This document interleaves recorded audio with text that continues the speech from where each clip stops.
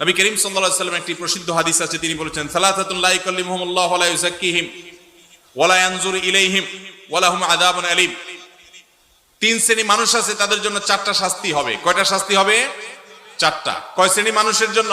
তিন শ্রেণী মানুষের জন্য। নাম্বার 1, শাইখুন জানি, যে ব্যক্তি বয়স্ক হয়েও ব্যভিচারে লিপ্ত হয়েছে, এই ব্যক্তির সাথে আল্লাহ কিয়ামতের দিন কথা বলবেন না, আল্লাহ তাকে পবিত্র করবেন না, তার দিকে চেয়ে তাকাবেন না, এবং তাকে কঠোর শাস্তি দিবেন যে সে প্রাপ্তবয়স্ক বিবাহিত বৃদ্ধ, এরপরও সে জিনায় কেন লিপ্ত হলো।